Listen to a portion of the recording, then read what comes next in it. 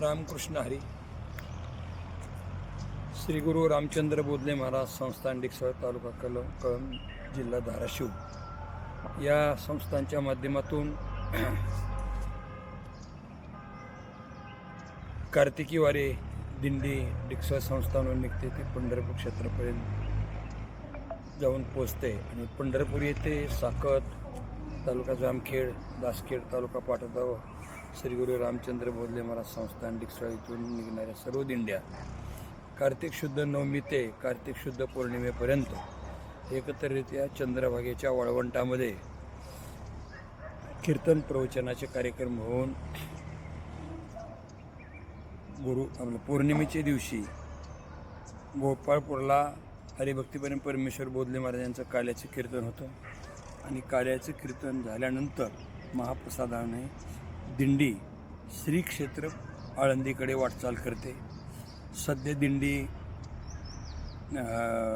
हरिभक्तीपणे परमेश्वर बोधले महाराजांच्या आधिपत्याखाली आळंदीकडे वाटचाल करत आहे आणि 13 नोव्हेंबर नवमी या दिवशी दिंडी श्री क्षेत्र आळंदी या ठिकाणी पोचते. स्थळ आहे घासवाली धर्मशाळा आणि नवमीपासून काल्यापर्यंतचे सर्व कार्यक्रम घासवाली धर्मशाळेमध्ये होतात. त्यामध्ये 13 नोव्हेंबर कार्तिक वद्य नवमी या दिवशी सायंकाळी 8 ते 10 हरिभक्तीपर्यंत हनुमंत महाराज घाडगे यांचं आळंदीकर यांचं कीर्तन होतं आणि दशमी, एकादशी, द्वादशी, त्रयोदशी व काला येणीप्रमाणे दररोज सायंकाळची 6 ते 8ची कीर्तनं पूज्य गाथामूर्ती रामभाऊ महाराज राऊत महाराज यांची कीर्तन सेवा होते.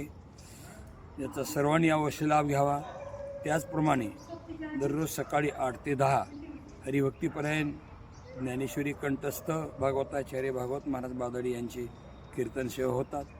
तरी या कार्यक्रमाचा सर्वांनी अवश्य लाभ घ्यावा. सर्वांनी पुन्हा एकदा सर्वांना विनंती, श्री संत ज्ञानेश्वर महाराजांच्या संजीवन समाधी सोहळ्याच्या निमित्ताने श्री गुरु रामचंद्र बोधले महाराज संस्थांच्या वतीने कार्तिक वद्य नवमी ते कार्तिक वद्य त्रयोदशी